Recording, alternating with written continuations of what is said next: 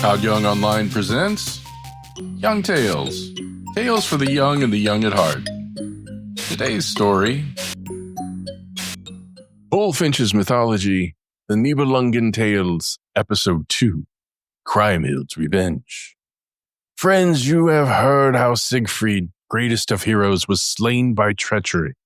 His wife Kriemhild wept bitter tears, but grief turned to wrath and wrath to vengeance. This is the tale of her revenge, terrible and complete. 13 years past, Kriemhild lived in mourning, her heart a cold ember. Then a new suitor came, Etzel, mighty king of the Huns. He offered her power, riches, and a throne.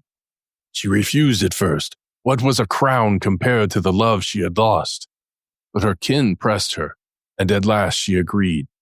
Yet in her heart she whispered, "Through Etzel's might, I shall strike at those who wronged me. Let Gunther and Hagen beware." Years later, Kriemhild sent word to Burgundy.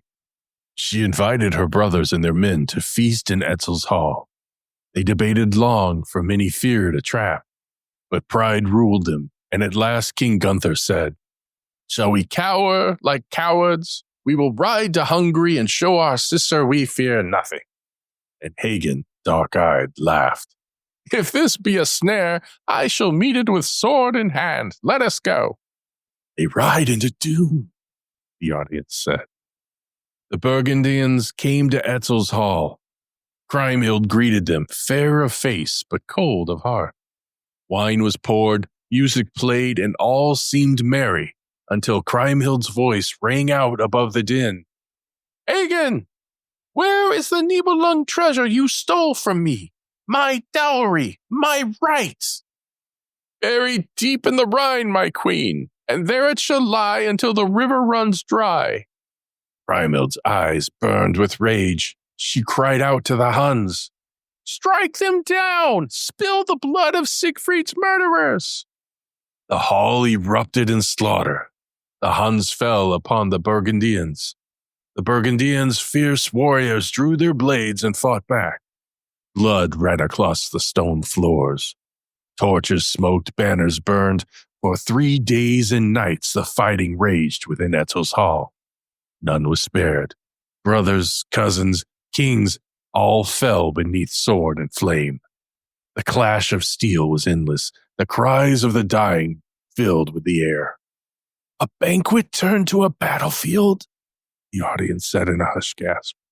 At last, all the Burgundians lay dead, save 2, Gunther the king and Hagen the murderer. They were bound and dragged before Kriemhild. Kriemhild spoke. "Where now is your pride, brother? Where is your laughter, Hagen? Tell me once more of the Rhine whore." Hagen, ever defiant. "It is gone forever, buried deep where your hands will never reach.